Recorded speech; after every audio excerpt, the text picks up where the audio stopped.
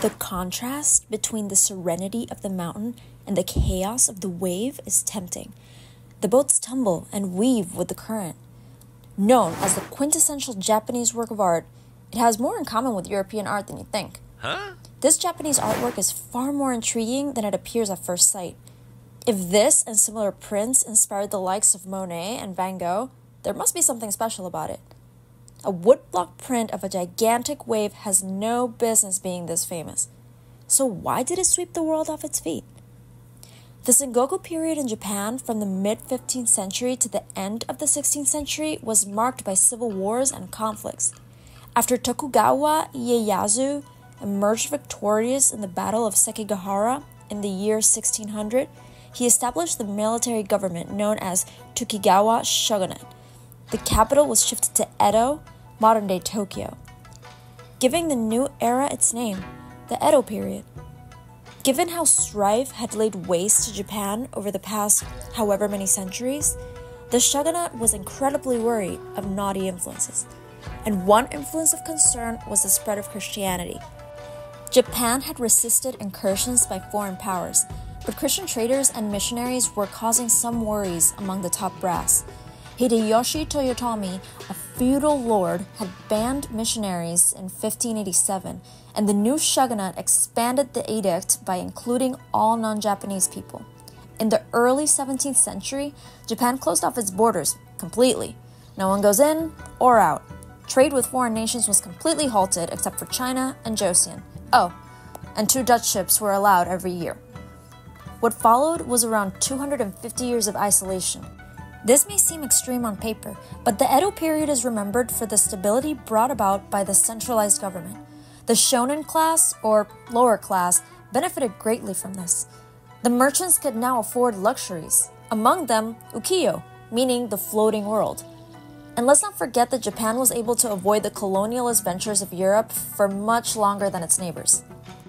During these 200-odd years, Japan's arts and cultures grew in seclusion. Woodblock printing was one of the arts that gained prominence during this time in Japan. And that brings us to Hokusai, one of the finest masters of the art. Now, Hokusai might have just been another great master of a niche art form, but he was a juggernaut of the arts world today. This print in particular is recognizable by most people around the globe. It might interest you to know that he painted the Great Wave of Kanagawa when he was 71 years old. That's like really old, guys. So how did Hokusai's art and legacy go from rags to riches? Born in Edo in 1760, Katsushika Hokusai grew up in an artistic household. His father was a mirror maker, so he started dabbling in the arts as early as 6 years old. In his teenage years, he worked at a bookshop, a lending library, and as an apprentice to the woodcarver named Katsukawa Shunsho, who was the leading artist of the Katsukawa school of ukiyo-e. Ukiyo-e translates to pictures of the floating world. Its early prints represented the shonen class with scenes of geishas, kabuki theater, and courtesans of the pleasure districts, but grew to include more subjects. Hokusai mastered the art of ukiyo-e and experimented with it throughout his life. With every change in style, he would also change his name. This kind of thing was common for Japanese artists, but he had more names than Hydra had heads. He was associated with the Tawaraya school for a while, expanding his choice of subjects to include illustrations and postcards. By the beginning of the 19th century, he became quite popular for his knack for experimentation and rambunctious stunts. He collaborated with novelists on illustrated books, created mangas and art manuals, and even created a massive 60 by 33 feet portrait of the monk Daruma that attracted a ton of public interest. He was also struck by lightning, and you can bet that attracted interest as well. In addition to suffering from a bolt of lightning, he was also suffering financially after helping out some relatives. There's one in every family. He changed his name for the upteenth time in 1820, and amid financial difficulty, started working on the 36 views of Mount Fuji. This was the first painting. He toyed around with the composition of this piece for years before deciding on one. The series earned him fame like few others, and that's because Mount Fuji holds a special place in Japanese culture. There are around 1,000 shrines dedicated to Mount Fuji all over Japan. and it is a site of pilgrimages and spiritual significance. Hokusai went on to paint another series called 100 Views of Mount Fuji and kept working until he died in 1849. He reportedly said on his deathbed, "If only heaven will give me just another 10 years, just 5 more, then I could become a real painter." But little did he know that he would continue to live through his works for centuries. And there's a reason that Hokusai's work has managed to stay relevant after all these years. His influences were truly eclectic. He was one of the first artists to utilize the Western linear perspective and was highly influenced by Chinese styles of painting. In 36 views, Hokusai captured the spiritual light of Mount Fuji alongside water, mountains, fields, boats, bridges, and lines of pilgrims, among other things. In the famous Great Wave, he captures it off Kanagawa, south of Edo or Tokyo. The great thing about these works was that they relied on line and color in its simplest form. This allowed the images to have a certain gravity without losing their vibrance, a concept that would inspire many Western illustrators in the following decades. Hokusai claimed that by the age of 110, each dot, each line will possess a life of its own. In his book on drawing technique, he explained that his method starts with a line and the most naturally obtained proportion. Look at any of the prints. The line brings coherence to the space. Some of Hokusai's ideas arrived from Dutch art. Remember those Dutch chips we mentioned in the beginning? For instance, look at the low horizon and the one-point perspective that places Mount Fuji in the eye of the storm. Given the emphasis placed on color, Hokusai relied on Prussian blue. Prussian blue was an expensive synthetic color that was cheap for the Japanese due to their trade with China. The catch? It popped like no other blue.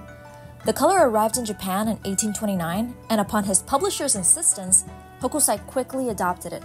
The first few prints of the series utilized Prussian blue extensively. Now, let's look at the painting.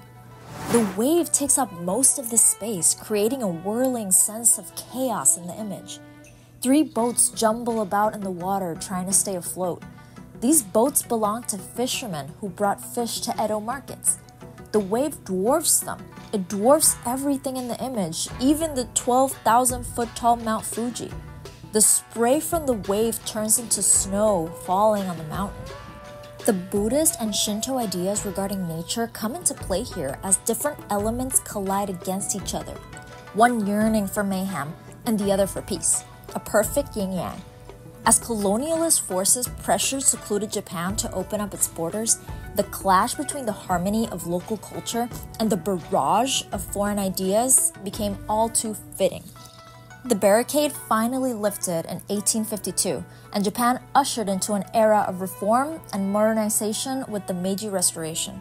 As the Edo period ended and the Western world resumed contact with Japan, these prints started making their way to Europe.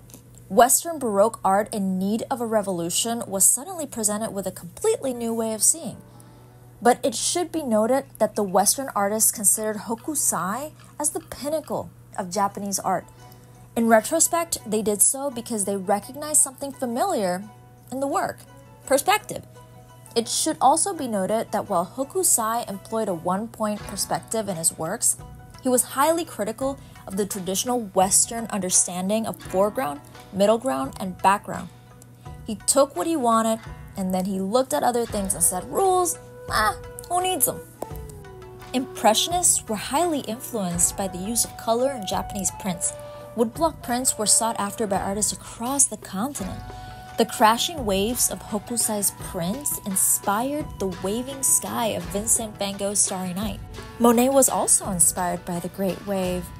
Claude Debussy, a famous French composer, reportedly kept a copy of the Great Wave of Kanagawa in his studio, and it famously inspired his La Mer. The Great Wave was the first print of the series and consequently acquired a symbolic status. Today, it is the most famous work of Japanese art in the world. Did you like this video? Don't forget to hit the like button. For more content, please subscribe to the channel. What do you think of the Great Wave of Kanagawa? Does it live up to the hype? Let us know in the comments. That's it for today. We'll see you in the next one.